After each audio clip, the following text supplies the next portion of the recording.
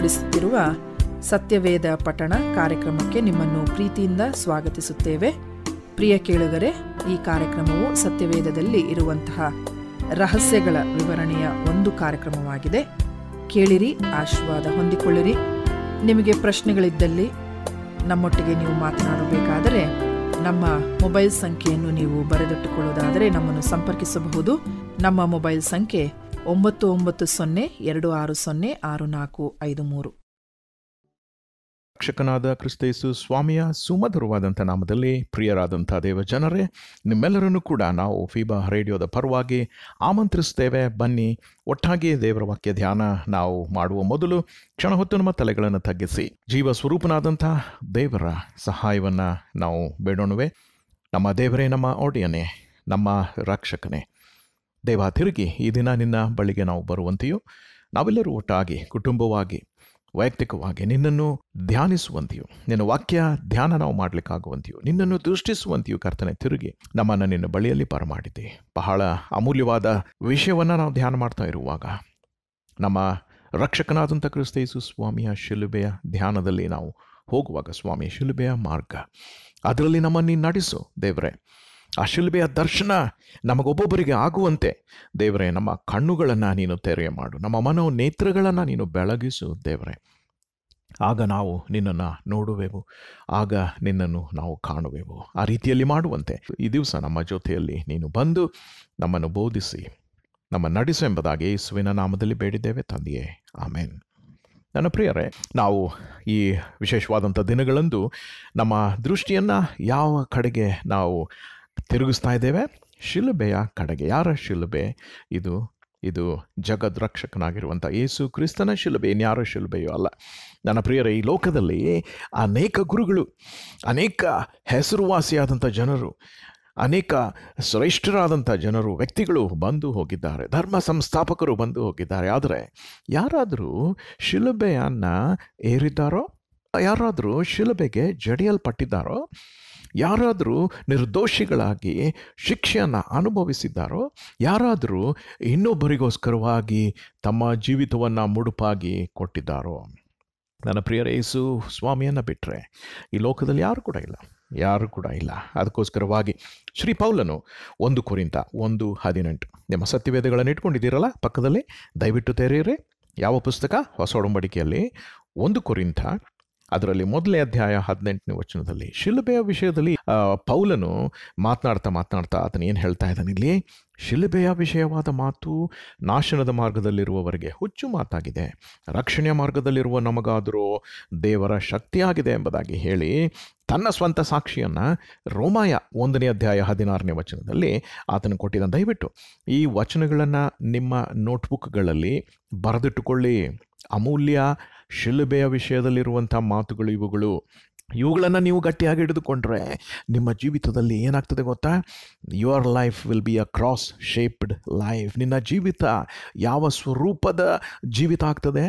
ಶಿಲುಬೆಯ ಸ್ವರೂಪದ ಜೀವಿತ. ನನ್ನ ಪ್ರಿಯರೇ, ಈ ಲೋಕದಲ್ಲಿ ಇನ್ಯಾವ ಸ್ವರೂಪವೂ ಕೂಡ ಅಮೂಲ್ಯವಾದದ್ದಲ್ಲ, ಇನ್ಯಾವುದೂ ಕೂಡ ಬಯಸತಕ್ಕದ್ದಲ್ಲ. ಒಂದೇ ನಾವು ಬಯಸಬೇಕು, ಏನು ಗೊತ್ತಾ? ದೇವರೇ, ನನ್ನ ಜೀವಿತ ಶಿಲುಬೆಯ ಸ್ವರೂಪದ ಜೀವಿತವಾಗಿ ನೀನು ಮಾಡು. Make my life a cross shaped life. ಆ ಒಂದು ಶೇಪ್ ಇವತ್ತು ನಿನ್ನ ಜೀವಿತಕ್ಕೆ ಇದೆಯೋ? ಯೋಚನೆ ಮಾಡು.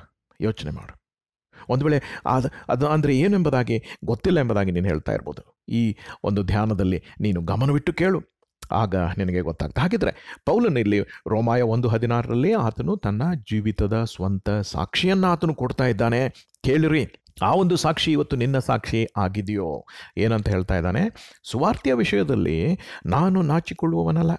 ಆ ಸುವಾರ್ತೆಯು ದೇವರ ಬಲ ಸ್ವರೂಪವಾಗಿದ್ದು ಮೊದಲು ಯಹೂದ್ಯರಿಗೆ ಆಮೇಲೆ ಗ್ರೀಕರಿಗೆ, ಅಂತೂ ನಂಬುವವರೆಲ್ಲರಿಗೆ ರಕ್ಷಣೆ ಉಂಟು ಮಾಡುವಂಥದ್ದಾಗಿದೆ ಸುವಾರ್ತೆ ಎಂಬುದಾಗಿ ನಾವು ನೋಡುವಾಗ, ಈ ಸುವಾರ್ತೆ ಎಲ್ಲಿಂದ ಉದ್ಭವವಾಯಿತು? ಎಲ್ಲಿಂದ ಉತ್ಪತ್ತಿ ಆಯಿತು ಈ ಸುವಾರ್ತೆ? ಇದು ಶಿಲುಬೆಯ ಮೇಲೆ ಯೇಸು ಕ್ರಿಸ್ತನು ಮಾಡಿ ತೀರಿಸಿದಂಥ ಯಜ್ಞಾರ್ಪಿತವಾದಂಥ ಮರಣ. ಆತನು ಈ ಲೋಕದ ಯಜ್ಞದ ಪಶುವಾಗಿ, ಲೋಕದ ಜನರೆಲ್ಲರ ಪಾಪಗಳ ಯಜ್ಞ ಆತನು ಒಂದೇ ಒಂದು ಸಾರಿ ಆತನು ಆ ದೇವರ ಒಂದು ಅಪೇಕ್ಷೆ ಏನಿದೆಯೋ ಆತನ ನ್ಯಾಯದ ಪ್ರಕಾರ ಏನಾಗಿಬಿಟ್ಟ? ಯೇಸು ಕ್ರಿಸ್ತನು ಯಜ್ಞಾರ್ಪಿತನಾಗಿ ಮರಣವನ್ನು ಹೊಂದಿ ಅದರ ಮೂಲಕವಾಗಿ ಇವತ್ತು ನಿನಗೂ ನನಗೂ ಲೋಕದ ಎಲ್ಲ ಜನರಿಗೂ ಬಿಡುಗಡೆ, ತಮ್ಮ ಪಾಪಗಳಿಂದ ಬಿಡುಗಡೆ, ಪಾಪದ ಬಂಧನದಿಂದ ಬಿಡುಗಡೆ, ಪಾಪದ ಗುಲಾಮತನದಿಂದ ಬಿಡುಗಡೆ.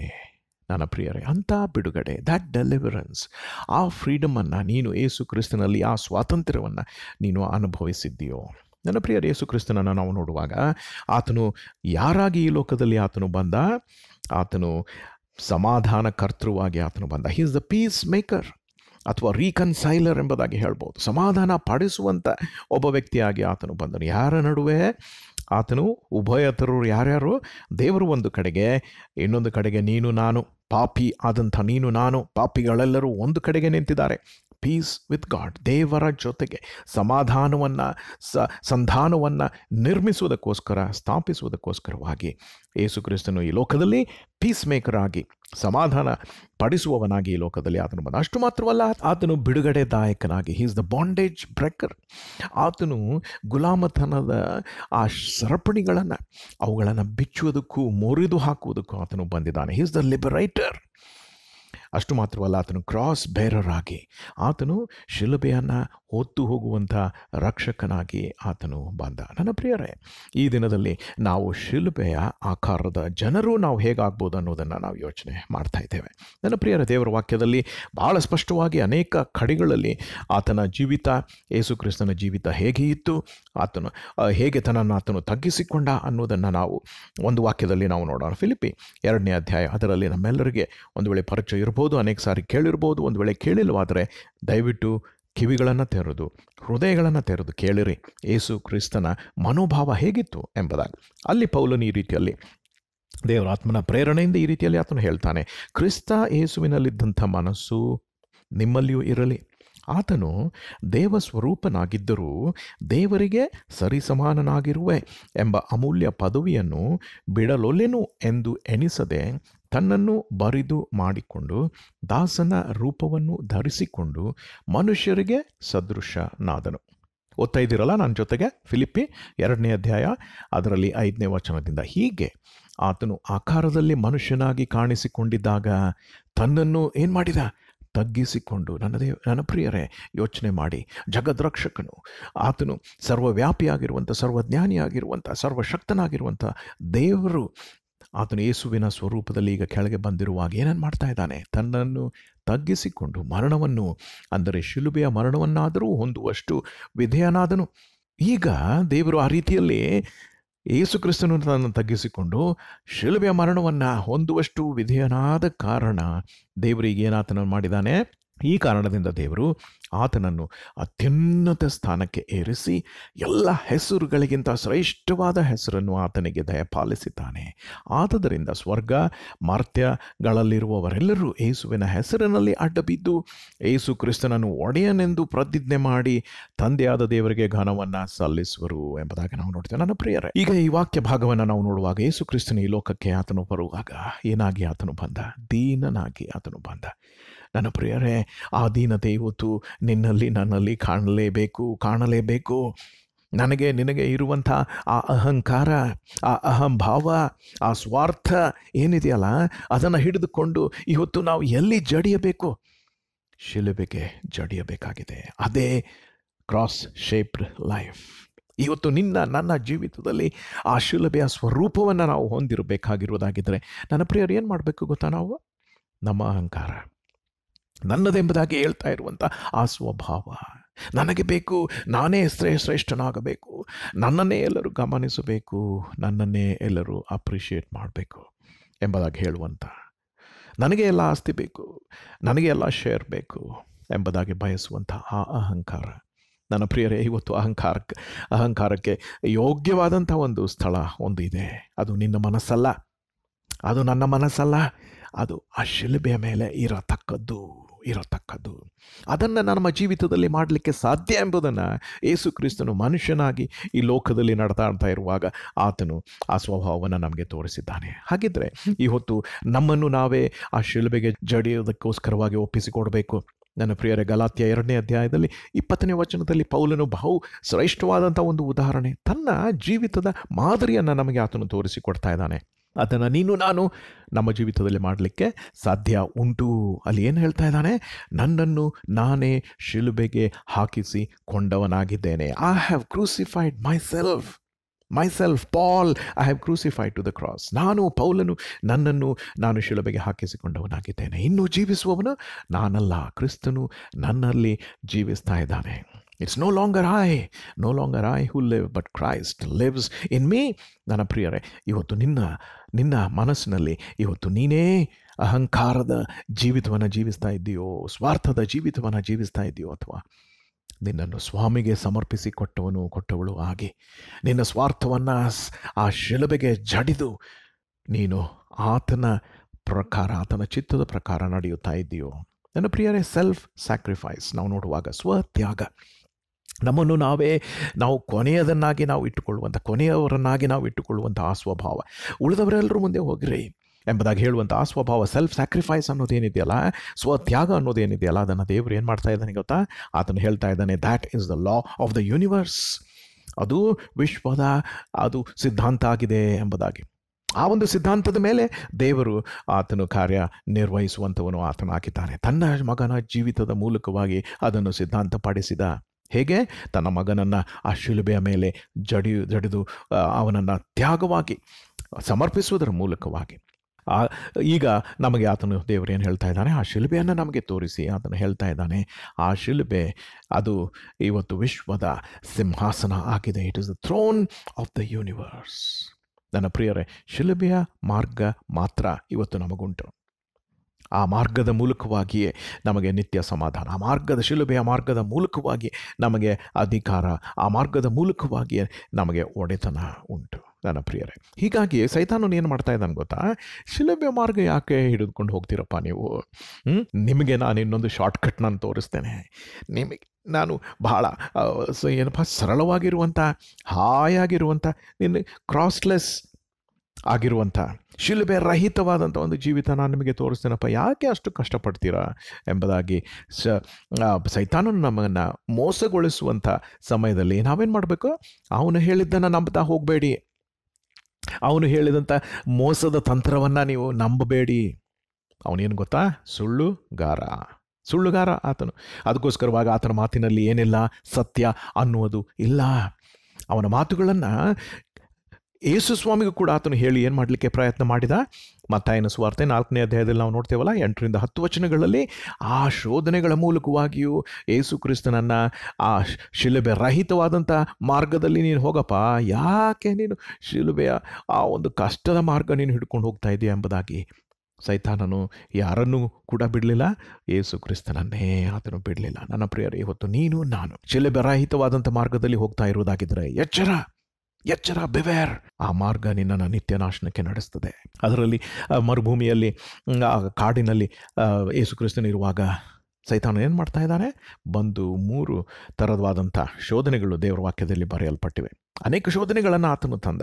ಅದರಲ್ಲಿ ಒಂದು ಶೋಧನೆ ಯಾವುದು ಗೊತ್ತಾ?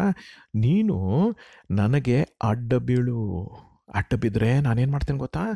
ಇಡೀ ವೈಭವವನ್ನು, ವಿಶ್ವದ ವೈಭವವನ್ನು ನಾನು ನಿನಗೆ ಕೊಡ್ತೇನೆ. ನೀನು ಆ ಶಿಲುಬೆಯ ಮಾರ್ಗ ಹಿಡ್ಕೊಂಡು ಹೋಗಬೇಕಾಗಿಲ್ಲ. ಅದನ್ನೆಲ್ಲ ನಿನ್ನದನ್ನಾಗಿ, ವಿಶ್ವವನ್ನು ನಿನ್ನದನ್ನಾಗಿ ನೀನು ಮಾಡುವುದಕ್ಕೋಸ್ಕರವಾಗಿ ಆ ಕಷ್ಟದ ಹಾದಿಯನ್ನು ಹಿಡಿದುಕೊಂಡು ನೀನು ಹೋಗಬೇಕಾಗಿಲ್ಲ. ಯೇಸುವೆ, ನಾನು ನಿನಗೆ ಒಂದು ಮಾರ್ಗ ತೋರಿಸ್ತೇನೆ. ಯಾವುದು ಗೊತ್ತಾ? ನನಗೆ ಅಡ್ಡ ಬಿದ್ದುಬಿಡು, ನನಗೆ ಸಾಷ್ಟಾಂಗವರೆಗೆ ನಮಸ್ಕಾರ ಮಾಡಿಬಿಡಿ, ಸಾಕು. ಏನು ಮಾಡ್ತೇನೆ? ಈ ವಿಶ್ವದ ರಾಜ್ಯಗಳ ವೈಭವ ನಿನ್ನದನ್ನಾಗಿ ನಾನು ಮಾಡಿಬಿಡ್ತೇನೆ ಎಂಬುದಾಗಿ ಸುಳ್ಳು ಮಾತುಗಳನ್ನು ಹೇಳಿ, ಮೋಸದ ಮಾತುಗಳನ್ನು ಹೇಳಿ ಶೋಧನೆಗೆ ಆತನು ಗುರಿಪಡಿಸಲಿಕ್ಕೆ ಪ್ರಯತ್ನ ಮಾಡಿದಾದರೆ ಯೇಸು ಸ್ವಾಮಿ ಏನು ಹೇಳ್ತಾ ಇದ್ದಾನೆ? ನಿನ್ನ ಕರ್ತನಾಗಿರುವಂಥ ಯೆಹೋವನನ್ನೇ ನೀನು ಆರಾಧಿಸಿ ಆತನಿಗೆ ಒಬ್ಬನಿಗೆ ನೀನು ಸಾಷ್ಟಾಂಗವರಗಬೇಕು, ಇನ್ಯಾರಿಗೂ ಕೂಡ ಅಲ್ಲ ಎಂಬುದಾಗಿ ಯೇಸು ಕ್ರಿಸ್ತನ ಹೇಳಿ ಆತನು ಎದುರಿಸಿದ. ಸೈತಾನನನ್ನು ಎದುರಿಸ್ರಿ, ಆತನು ನಿಮ್ಮನ್ನು ಬಿಟ್ಟು ಓಡಿ ಹೋಗುವನು ಎಂಬುದಾಗಿ ದೇವರ ವಾಕ್ಯ ಕೂಡ ನಮಗೆ ಎಚ್ಚರಿಸ್ತದೆ ಎಚ್ಚರಿಸ್ತದೆ. ಅಲ್ಲಿ ಏನು ಆತನು ಹೇಳ್ತಾ ಇದ್ದಾನೆ? ಯೇಸು ಕ್ರಿಸ್ತನು ಹೇಳ್ತಾ ಇದ್ದಾನೆ, ನನಗೆ ಆ ಮಾರ್ಗ ಬೇಡಪ್ಪ ಎಂಬುದಾಗಿ ಆತನು ಹೇಳ್ತಾ ಏನು ಮಾಡ್ತಾ ಇದ್ದಾನೆ? ಸೈತಾನನ ಶಿಲುಬೆಯ ಮೂಲಕವಾಗಿ ಜಯವನ್ನು ಸಂಪಾದಿಸ್ತಾ ಇದ್ದಾನೆ. ಯೇಸು ಕ್ರಿಸ್ತನು ತನ್ನ ಜೀವವುಳ್ಳಂಥ ಮಾತುಗಳನ್ನು ಹೇಳುವುದರ ಮೂಲಕವಾಗಿ ಏನು ಮಾಡಿದ? ಸೈತಾನನ ಶೋಧನೆಗಳ ಮೇಲೆ ಜಯವನ್ನು ಆತನು ಸಂಪಾದಿಸಿದ. ಅದು ಒಂದೇ ಅಲ್ಲ, ಆತನ ಜೀವನದುದ್ದಕ್ಕೂ ಸೈತಾನನು ಅನೇಕ ರೀತಿಗಳ ಶೋಧನೆಗಳನ್ನು ತರುತ್ತಾ ಅವನನ್ನು ಶಿಲುಬೆಗೆ ಹೋಗದ ಹಾಗೆ ತಡೆಯುವುದಕ್ಕೆ ಬಹಳ ಪ್ರಯತ್ನ ಆತನು ಮಾಡಿದ. ನನ್ನ ಪ್ರಿಯರೇ, ಈ ಹೊತ್ತು ನನ್ನ ಜೀವಿತದಲ್ಲೂ ಕೂಡ ಅದೇ ರೀತಿಯಲ್ಲಿ ಸೈತಾನನು ಏನು ಮಾಡ್ತಾನೆ? ಶಿಲುಬೆಯ ಮಾರ್ಗ, ಕಷ್ಟದ ಮಾರ್ಗ, ಸ್ವತ್ಯಾಗದ ಮಾರ್ಗ ನಿನಗೆ ಯಾಕಪ್ಪ? ನಿನಗೆ ಜೀವನದ ಎಲ್ಲ ಉಲ್ಲಾಸಗಳನ್ನು ನಾನು ನಿನಗೆ ಕೊಡ್ತೇನೆ. ನೀನು ಅಷ್ಟು ಕಷ್ಟಪಡಬೇಕಾಗಿಲ್ಲ, ನಿನ್ನ ಸ್ವಾರ್ಥ ನೀನು ಬಿಟ್ಟುಬಿಡಬೇಕಾಗಿಲ್ಲ, ನಿನ್ನದಲ್ಲೇ ನೀನು ಜೀವನ ಮಾಡು, ನಾನು ನಿನಗೆ ಸಂತೋಷ ಕೊಡ್ತೇನೆ ಎಂಬುದಾಗಿ ಆತನು ಸುಳ್ಳು ಮಾತುಗಳನ್ನು ಪದೇ ಪದೇ ಪ್ರತಿದಿನ ಪ್ರತಿ ಕ್ಷಣ ನಿನಗೆ ಹೇಳ್ತಾ ಇರ್ತಾನೆ. ನನ್ನ ಪ್ರಿಯ ಸಹೋದರ ಸಹೋದರಿ, ಆತನ ಮಾತುಗಳನ್ನು ಕೇಳ್ತಾ ನೀನು ಹೋಗ್ತಾ ಇದೆಯಾ? ಸೈತಾನನ ಮಾತುಗಳನ್ನು ನೀನು ಕೇಳಿ ಅದಕ್ಕೆ ನೀನು ಮೋಸ ಹೋಗಿದ್ದೀಯಾ? ಒಂದು ವೇಳೆ ಈ ಹೊತ್ತು ನೀನು ಆ ರೀತಿಯಲ್ಲಿ ಮೋಸ ಹೋಗಿ ಆತನ ನಿರ್ಗತಿಕವಾದಂಥ ಒಂದು ಜೀವಿತ, ನಿರಾಶಾದಾಯಕವಾದಂಥ ಒಂದು ಜೀವಿತ ನೀನು ಜೀವಿಸ್ತಾ ಇರೋದಾಗಿದ್ದರೆ ದೇವರು ಇವತ್ತು ನಿನ್ನನ್ನು ಎಚ್ಚರಿಸುತ್ತಾ ಇದ್ದಾನೆ. ಈ ವಾಕ್ಯಗಳನ್ನು ನೀನು ಕೇಳ್ತಾ ಇರುವಾಗ ನೀನು ಆತನ ಬಳಿಗೆ ಹಿಂತಿರುಗಿ ಬಾ. ಒಂದು ವೇಳೆ ನಿನ್ನ ಸ್ವಾರ್ಥಕ್ಕೋಸ್ಕರವಾಗಿ ನೀನು ಬದುಕಿದ್ದಿರ್ಬೋದು, ಇಲ್ಲಿವರೆಗೂ ಕೂಡ ನಿನ್ನ ಆಶೆಗಳನ್ನೇ ನೀನು ಈಡೇರಿಸ್ತಾ ಇದ್ದಿರಬಹುದು, ನಿನ್ನ ಕೆಟ್ಟ ಹವ್ಯಾಸಗಳಲ್ಲೇ ನೀನು ತೊಡಗಿದಿರಬಹುದು, ನಿನ್ನ ಅನೈತಿಕವಾದಂಥ ಜೀವಿತದಲ್ಲಿ, ನಿನ್ನ ಮೋಸಕರವಾದಂಥ ಜೀವಿತದಲ್ಲಿ, ಲಂಚವನ್ನು ತೆಗೆದುಕೊಳ್ಳುವಂಥ ಒಂದು ಜೀವಿತದಲ್ಲಿ, ಲಂಚ ಕೊಡುವಂಥ ಅನೈತಿಕವಾದಂಥ ಜೀವಿತದಲ್ಲಿ ನೀನು ಜೀವಿಸ್ತಾ ಇರೋದಾಗಿದ್ದರೆ ಇವತ್ತು ಸ್ವಾಮಿ ನಿನ್ನ ಬಳಿಗೆ ಬಂದಿದ್ದಾನೆ. ಆ ಶಿಲುಬೆಯ ಮಾರ್ಗ, ಈ ದಿನಗಳಲ್ಲಿ ನಾವು ಶಿಲುಬೆಯ ದಾನವನ್ನು ಮಾಡ್ತಾ ನಾವು ಬರ್ತಾ ಇದ್ದೇವೆ. ಇನ್ನು ಕೆಲವೇ ದಿನಗಳಲ್ಲಿ ನಾವು ಏನು ಮಾಡ್ತೇವೆ? ನಾವು ಯೇಸು ಕ್ರಿಸ್ತನು ಮರಣವನ್ನು ಜಯಿಸಿ ಹೇಗೆ ಮೃತ್ಯುಂಜಯನಾಗಿ ಎದ್ದು ಬಂದ ಅನ್ನೋದನ್ನು ಧ್ಯಾನ ಮಾಡಲಿಕ್ಕಿದ್ದೇವೆ ನಾವು, ಅಲ್ವೇ? ಅದಕ್ಕೂ ಅಂಥ ಒಂದು ಜೀವಿತ ನಿನ್ನ ಜೀವಿತ ಆಗಬೇಕು. ಸೋತು ಹೋದಂಥ ಜೀವಿತ ಅಲ್ಲ.